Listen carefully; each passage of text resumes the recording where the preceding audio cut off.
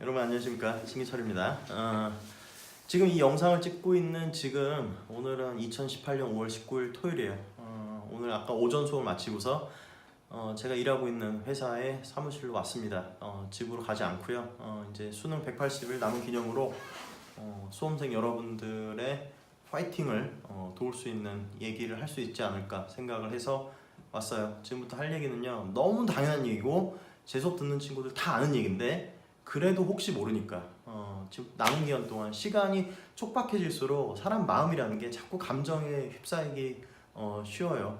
여러분들의 마음을 다잡기 위해서 이 영상을 만들었습니다. 빠른 속도로 빨리빨리 진행해서 얘기할 테니까요. 주목해주세요. 세 가지만 지켜요. 세 가지만. 그러니까 수능 시험과 관련해서, 입시와 관련해서, 그러니까 수능을 아주 잘 보면 원하는 데 갈 수 있어요. 그리고 수능을 적당히 잘 보면, 그러니까 수능 최저라고 하죠. 수능을 적당히 잘 보면 여러분들이 거기에 학종하고 논술을 잘 보면은 원하는 데 갈 수 있어요. 그러니까 수능은 지금 수험생 여러분들 원하는 목표들을 다 갖고 있을 거고요. 거기에 맞춰서 이제 준비하시면 돼요. 근데 그 과정에 있어서 보면은 그 수능 점수를 잘 못 받는 그런 안 좋은 세 가지 버릇들이 있어요. 가장 첫 번째로 얘기하고 싶은 거는 180이 남았어요. 지금부터 밤새지 마세요. 밤새지 마세요. 무슨 말이냐면 수능 시험 몇 시에 시작합니까? 아침 8시 40분에 시작하죠. 이 영상 다음에 곧장 또 이제 논술편도 찍을 거예요. 지금 수능 180에 하지 말아야 할 세 가지에서 논술편도 찍을 건데 그때도 얘기할 거지만 논술 시험도 아침 8시 40분에 시작하는 대학이 있어요. 그러니까 아침 8시 40분이란 시간은 여러분들 수능도 그렇고 논술도 그렇고 모든 시험이 시작하는 시간이에요. 그렇기 때문에 그 시간에 베스트 컨디션이 돼 있어야 돼요. 참고로 제가 오늘 아까 아침 8시 30분에 수업을 시작을 했어요. 그러기 위해서 저는 아침 몇 시에 일어났을 것 같아요? 저는 새벽 5시에 일어나요. 왜냐하면은 선생님 뭐 새벽 5시에 일어나야지 8시 반에 시작하는 학교에 도착할 만큼 막 수업하는 곳이 머세요? 아니 그렇게 멀은 곳은 아니에요. 그냥 제가 사는 용인에서 서울 송파구로 이동을 했는데 자동차 운전은 30분밖에 안 걸려요. 그냥 쭉 가면 돼요. 법은 지켜요. 법은 지켜요. 오해하지 마시고. 예. 안전하게 가죠. 근데 8시 30분부터 강사가 최대의 집중력과 그리고 학생들 막 졸리고 막 그런 상황에서 같이 파이팅을 하려면 그때 베스트 컨디션을 내려면 저 같은 경우는 새벽 5시에 일어나야 돼요. 그러니까 기상하고서 저는 최소한 3시간은 지나야 완벽한 상태, 강사로서 최적화된 상태가 돼요. 그러니까 저는 8시 반에 수업이 있으면 새벽 5시부터 일어나요. 그러니까 그런 식으로 여러분들도 분명히 그게 있어요. 그러니까 지금 고3이면은 여러분들이 어느 고등학교를 다니는지를 막론하고서 일단 최소한 고등학교 1학년 때부터 수능 연습을 10번 이상 했어요. 모의고사들을 그만큼 많이 봤죠. 근데 말 나온 김에 논술 같은 경우는 여러분들 10번 정도 연습을 했습니까? 그러니까 그것도 기억하세요. 논술 시험에서 많이들 이제 불합격하죠. 경쟁률이 높다는 게 이제 가장 당연한 이유인데 그거 외에 많이 불합격하는 이유 중에 하나가 솔직히 수능처럼 그렇게 연습 많이 안 하잖아요. 지금부터 말하는 그 얘기는 이제 다음에 논술편에서 얘기하도록 하고 8시 40분에 여러분들은 최상의 컨디션을 발휘할 수 있어야 돼요. 그렇기 때문에 지금부터 여러분 수면 시간 조절을 하세요. 그러니까 그래서 절대로 해야지 말아야 될 게 공부를 하다 보니까 뭔가 좀 잘 돼. 라든지 아니면 이런 반대로 지금 밤 12시가 됐는데 오늘 공부한 게 하나도 없어. 뭐라도 좀 공부해야 되지 않을까? 밤새는 경우도 있어요. 근데 제가 고3 때를 봐도 그렇고 지금 제가 만난 학생들 봐도 그렇고요. 밤새는 거 쉽지 않아요. 불가능해요. 밤새고 나면은 그 다음날 하루를 완전히 망치게 돼요. 밤을 한번 새고서 그 다음에 원래 컨디션으로 돌아오는데 최소한 이틀 이상은 걸립니다. 시차 적응을 해야 되기 때문에. 그래서 일단은 지금 고3 학생들한테 가장 당부하고 싶은 건요, 밤새지 마세요. 뭔가 막 오늘 공부의 신이 왔어, 뭔가 삘 받았어, 공부 더 해야지 라기보다는 본인 스스로 지금부터는 정확하게 180일 후에 아침 8시 40분부터 수업 시험 시간에 최상의 컨디션을 임해야 되기 때문에 거기에 맞춰서 공부 계획을 세우는 게 제일 중요해요. 말 나온 김에 얘기하면 이제 제가 수업하면서 뭐 알다시피 제가 이제 저탄수화물 고지방 식단을 통해서 몸무게는 지금 최종적으로 한 10kg 정도 뺐고 모든 건강 지표가 좋아졌잖아요. 그래가지고 이제 그런 문의들을 많이 해요. 그러니까 그 뭐야 그런 거 선생님 저도 저탄고지 하면 좋아질까요? 좋아져요. 근데 하지 마세요. 할 생각 하지 마세요. 지금부터 180일 동안은 여러분들이 고등학교 입학해서 지금까지 가져온 그 페이스를 그대로 유지하는 게 전략적으로 제일 좋습니다. 다만 이런 경우는 있을 수 있어요. 선생님 저는 고등학교 시절을 보내면서 베스트 컨디션인 날보다 감기인 날이 더 많았어요. 저는 조금만 공부하면 쓰러져요. 너무 힘들어하는 학생들은 제가 하는 식단을 한번 참고해 볼 여지는 있어요. 그러니까 그것만이라도 지켜보세요. 선생님 그러면 지방을 많이 먹어볼까요? 물론 지방을 많이 먹으면 좋지만 지금 그게 현실적으로 학교 급식 시스템 안에서 그러니까 우리나라 학교 급식은 최소한 55% 이상은 탄수화물을 먹게 돼 있어요. 하기 때문에 건강한 지방 위주로 식사를 하는 게 사실은 그렇게 쉬운 일은 아니거든요. 그러니까 그거는 나중에 하시고 근데 만약에 본인이 건강 상태가 매우 안 좋다면은 이거는 해볼 수 있을 거예요. 당분의 양을 줄여보세요. 아니면 탄수화물을 혹시 본인이 지나치게 많이 먹어서 탄수화물 중독 상태에 있는 건 아닌지 그런 점들은 한번 체크할 수 있을 거라고 생각을 해요. 근데 지금 180일밖에 안 남은 상태에서 저탄수화물 고지방 식단이 물론 몸에 좋지만 그거를 시작하는 것은 별로 권하지 않아요. 나름대로 여러분들이 지금까지 내가 어떨 때 몸이 좋고 어떨 때 건강하고 어떨 때 집중이 잘 되는지 나름대로 노하우가 있을 겁니다. 선생님 저는 단 거를 많이 먹으면 집중이 잘 돼요. 그거는 실제로 과학적으로 말이 되는 얘기예요. 근데 문제는 뭐냐? 단 거 먹어서 많이 집중해 본 친구들은 알 텐데요. 이거 카페인도 마찬가지인데 단 거 먹거나 아니면 카페인 음료 먹거나 하면은 순간적으로 뭔가 에너지가 빡 생기는 느낌이 드는데요. 그게 솔직히 1시간 이상 갑니까? 그걸 생각하셔야 돼요. 그러니까 순간적으로 뭔가 집중력이나 체력이 좋아지는 기분이 드는 경우가 있는데요. 그게 정말 끝까지 가는지 생각을 하고서 여러분들 남은 기간 동안 나름대로 건강 관리를 하기 바랍니다. 가장 핵심은 여러분들이 앞으로 180일 후에 아침 8시 40분부터 최고의 집중력을 보일 수 있는 상태로 지금부터 남은 기간을 훈련하는 겁니다. 자, 두 번째 얘기는요. 이거예요. 귀에 대한 얘기예요. 제발 팔랑귀 좀 대지 마세요. 뭐냐면은 올해 수능이 쉽게 나올까요? 어렵게 나올까요?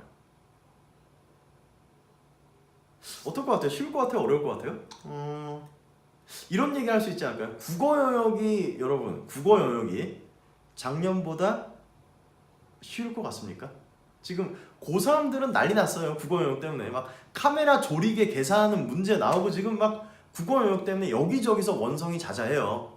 그러니까 올해 국어 영역은 그렇게 기존에 그런 국어 EBS 교재와 연계라든지 혹은 뭐 국어 영역에서 지나치게 낯설지 않은 주제들보다는 뭔가 생소한 주제들 혹은 카메라 조리개 그 3월 모의고사에 나왔던 그런 문제들처럼 뭔가 단순히 제시문만 읽고 이해하는 게 아니라 필요하다면은 기본적인 수리적 연산도 할 줄 아는 그런 적절하게 변별력을 갖춘 문제들이 출제될 거라고 예상이 돼요. 라고 얘기하니까 왠지 여러분 고개를 끄덕끄덕 거리게 되지 않습니까? 그런 말 믿지 마세요. 여러분 수능을 재수생이 잘 볼 것 같아요? 고3이 잘 볼 것 같아요? 재수하면 수능 올라갈 것 같아요? 이런 말하면 여러분 또 은연중에 좀 아니요라는 생각하게 되죠. 실제로 통계조사에 따르면 재수하면 수능 올라간답니다. 과목당 1등급 정도씩 올라간대요. 그 억울하면 재수하세요. 안돼 재수하지 마시고 올해 남은 180일 동안 철저하게 준비해서 내년 이맘때 수능 공부 다시 하지 마세요. 저는 내년 이맘때 또 이런 영상 찍을 거예요. 내년 이맘때 또 고3 학생들 데리고서 어떻게 하면은 대학 합격할 수 있는지 최고의 전략을 만들어낼 거예요. 그게 저의 일이고요. 여러분들이 할 거는 올해 수능 마치시고 올해 논술이나 학종으로 원하는 대학 들어가시고요. 그리고 나서 본인이 원하는 인생을 만들어 가세요. 그게 여러분들이 내년 이맘때 할 일이란 말이에요. 팔랑귀가 되지 마세요. 재수생들이 고3에 비해서 가질 수 있는 장점 중에 하나는 팔랑귀가 아니라는 거예요. 시험 한번 보고 나잖아요. 그럼 막 시험에 이번 모의고사에서 뭐가 나왔다 막 뭔가 작년과 다르다 기존의 수능과 뭔가 좀 다른 문제가 출제됐다 이런 얘기들 정말 주변에서 수없이 들려와요. 그러면서 왠지 뭔가 새롭게 출발해야 될 것 같고 어떤 수업을 들어야 될 것 같고 새롭게 어떤 문제를 풀어야 될 것 같고 해서 자꾸 이런저런 얘기에 현혹된 학생들을 제가 매년 봅니다. 그러다 보면은 여러분 나중에 수능 시험 가까워졌을 때 제대로 쌓인 게 없어요. 그냥 이렇대더라 저렇대더라 올해 어떻대더라. 몇 년 전에 이런 일이 있었어요. 그 소문이 돌았어요. 이번에 수능 시험 출제하러 호텔로 감금되신 수능 출제위원장님이 누구래더라. 그 비밀이잖아요. 근데 그때 그 들어갔다는 소문이 돌았던 수능 출제위원장님이 뭐 그런 분이었다는 얘기가 있었어요. 뭐지? 역대급 불수능이었던 수능을 주관하신 선생님이란 말이 있었대요. 그래가지고 그 해 수능 엄청 어렵게 나온다는 얘기가 있었대요. 근데 나중에 뚜껑 열어보니까 그 해 수능이 물수능이었대요. 이 말이 사실인지 거짓말인지도 몰라요. 수능과 관련해서는 대학 입시와 관련해서는 정말 많은 소문들이 오고 갑니다. 거기에 현혹되지 마세요. 여러분들이 지금까지 고등학교 1학년 때, 2학년 때 쌓아온 여러분들의 기초적인 부분과 그리고 지금 고3을 지내면서 쌓아온 지식들 그리고 남은 180일 동안 여러분들 스스로 쉬운 문제 쉽게 푸시고 어려운 문제 어렵게 푸시고 재수생들처럼 물론 재수생들은 당연히 현역 고3 현역보다 유리하죠. 유리할 수밖에 없죠. 똑같은 일 1년을 더 하는데 거기다 중간고사 없죠. 기말고사 없죠. 뭐 자기소개서 뭐 나발이고 그런 거 신경 안 써도 되잖아요. 근데 재수생들이 고3 현역보다 현명한 것 중에 하나는 제가 봐온 재수생들은 대체로 그런데 현혹되지 않더라고요. 올해 수능이 뭐 어떻대더라 뭐 저떻대더라. 왜? 재수생들은 작년에 이미 그래 봤어요. 그렇게 현혹돼 봤어요. 그렇기 때문에 수능을 망쳤어요. 그래서 재수를 하게 됐어요. 그런 학생들이 제법 많아요. 작년처럼 내가 고3 때처럼 그렇게 이용당하지 않는단 말이죠. 자, 지금 두 가지 얘기했어요. 첫 번째 얘기했던 거는 여러분 밤새지 마세요. 밤새지 마세요. 180일 후에 아침 8시 40분부터 최고의 컨디션을 발휘할 수 있도록 체력 관리 하시라는 거. 그리고 방금 얘기한 거 팔랑귀가 되지 마시라는 거. 지금 와서 뭘 어떻게 할 겁니까? 그래서 자연스럽게 나오는 세 번째 마지막으로 당부하고 싶은 말은요. 그렇다고 해서 출제자가 되지 마세요. 출제자. 무슨 말이냐? 이제 조금 있으면 6월 모의고사예요. 6월 모의고사와 관련해가지고 이제 이런 친구들 많아요. 올해 지금 3월, 4월 모의고사 보니까 국어, 비문학은 좀 이런 쪽으로 나올 것 같다. 문학도 고전 쪽은 이럴 것 같고 뭐 현대는 이럴 것 같고 그렇게 나름대로 예측을 하게 돼요. 근데 그도 그럴 거지. 고3의 모의고사는 진짜 문제 하나하나에 대해서 학생들이 정말 초집중을 해서 문제를 풀게 되잖아요. 그러니까 그런 거 당연히 그 마음 이해해요. 근데 문제는 뭐냐? 6월 모의고사 끝나고 나중에 9월 모의고사 되잖아요. 그럼 학생들이 나름대로 과목별로 난이도 곡선을 그려요. 올해 2018학년 2019학년도 수능은 비문학의 뭐 난이도는 제법 높을 것이고 비문학도 또 인문사회 쪽은 어떻고 철학은 어떻고 과학은 어떻고 하는 식으로 나름대로 이거 쉽게 나온다 어렵게 나온다 그런 난이도 곡선을 만들어요. 그래서 뭐 국어역은 뭐 앞에 문제부터 풀어야 된다 혹은 뭐 뒤에 뭐 문제 3개짜리부터 풀어야 된다 뭐 문학부터 차라리 푸는 게 낫다 그런 식으로 나름대로의 문제에 접근하는 방법론들 갖고 있어요. 그거 말리지 않아요. 그거 좋은 방법이에요. 나름대로 시험에 대해서 열정을 갖고 있다는 뜻이니까 저는 그거 좋다고 봐요. 근데 문제는 뭐냐? 그거를 너무 믿지는 않았으면 좋겠어요. 제가 수능 마치고서 저는 이제 수능 마치고 나서 이제 비상이 걸리는 거 알고 있죠. 수능 마치고 목요일 날 저녁에 수능이 끝나고서 토요일 날 아침 8시 40분에 성균관대를 시작으로 논술 2-2가 수시 2-1이 아니라 2-1은 이제 수능 전에 보는 전형을 얘기하고 2-2가 시작이 돼요. 그때 완전 비상인데 문제는 뭐냐? 그때 이런 전화 통화를 솔직히 받는 경우들이 제법 있어요. 학생들이 울먹이면서 선생님 평가원이 이상한 짓을 했어요. 수능이 원래 그렇게 나오지 않는데 수능이 잘못 나왔어요. 수능은 원래 그런 시험이 아닌데 문제가 이상하게 나왔어요. 정말? 평가원이 뭐 얘는 왜 꺼졌냐? 평가원이 문제를 어떻게 내겠다고 약속한 적 있어요? 그런 적 없잖아요. 근데 그런 게 있는 거예요. 6월 모의고사 때도 받고 9월 모의고사 때도 보니까 이건 이렇게 나오더라는 거죠. 비문학은 올해는 어떻게 나온다는 거예요. 그리고 문제는 뭐냐? What is worse? 설상가상으로 그 학생들이 10월 모의고사 때 나름대로 만든 난이도 곡선을 적용해서 문제를 풀어보는 경우도 있어요. 근데 얼추 맞아 떨어지는 거예요. 오케이. 올해 비문학은 이렇게 나온다. 올해 문학 이렇게 된다. 거의 그러니까 고3 학생들이 10월 모의고사까지 치르고 나면은 이제 수능 강사가 돼요. 본인이 수능을 강의할 수 있는 상태가 돼요. 그러고서 수능 시험장에 가죠. 그러면 여지없이 본인이 3월, 6월, 9월 시험 보면서 나름대로 만들어봤던 그 난이도 곡선이 여지없이 무너져요. 실제로 그런 거 한번 해볼 걸 권해요. 그러니까 보면은 이거는 이제 고등학교 2학년 때 여러분들이 많이 느꼈을 것 중에 하나인데, 작년 수능이 불수능이었다며. 우리 1년 선배들 수능 되게 못 봤다며. 어려웠다며. 근데 내가 풀어보니까 그렇게 안 어렵던데? 그런 일들이 제법 많아요. 무슨 말이냐면은 나름대로 고3 현역들이 난이도 곡선을 만들어 지가 출제자가 됐어요. 그대로 풀면 될 거라고 생각했는데, 그래서 국어 영역은 어느 페이지부터 풀면 된다고까지 생각을 했는데, 실제로 보니까 예전에 쉽게 나왔던 게 약간 변별력 있게 나오고, 예전에 약간 변별력 있게 나왔던 게 평이하게 나오고, 그렇게 난이도가 바뀌는 거예요. 그러고 나니까 그 사람들이 엄청 당황해서 시험을 망치는 경우가 제법 있어요.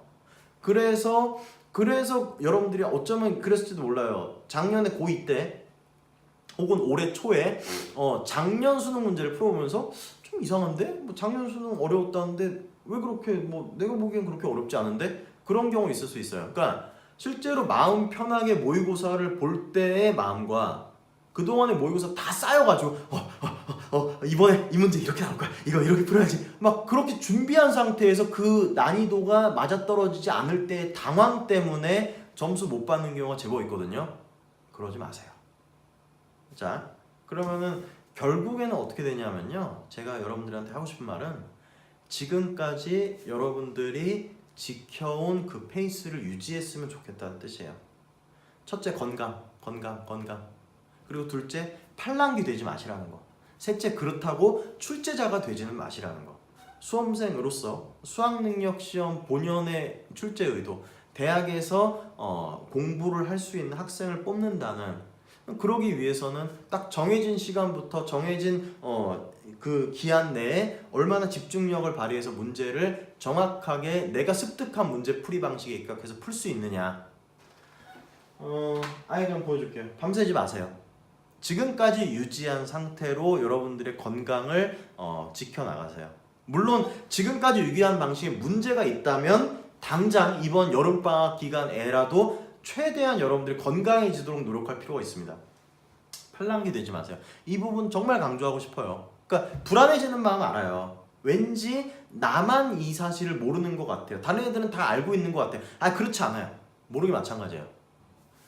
평가원도 솔직히 이번에 문제 내고서 그게 만점자 몇 프로 나올지, 1등급 해당하는 학생이 진짜 그 퍼센테이지 지켜주지 몰라요. 평가원도 난이도 조절 완전히 성공하지 못해요. 그렇기 때문에 고3 현역들은 다시 한번 얘기하지만 괜히 이런저런 뉴스라든지 소문에 귀 기울이지 마세요.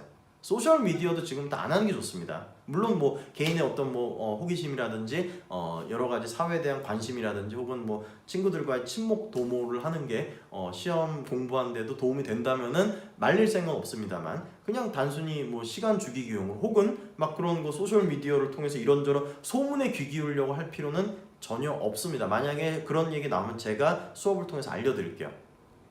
마지막으로 출제자 되지 마세요. 학생이면 학생답게 쉬운 문제는 쉽게, 어려운 문제는 어렵게, 난이도 있게, 나를 뭐 어줍지 않게 올해 어떤 문제가 어떻게 나올 거라고 단정 짓지 마시고 어떤 가능성에 대해서도 문을 열어 놓으시고 지금부터 남은 기간 철저하게 준비해서 원하는 대학에 합격하기 바랍니다. 자, 지금까지 논술 신기철님이었습니다. 자, 그러면 이제 또 논술편으로 찾아뵐게요. 안녕.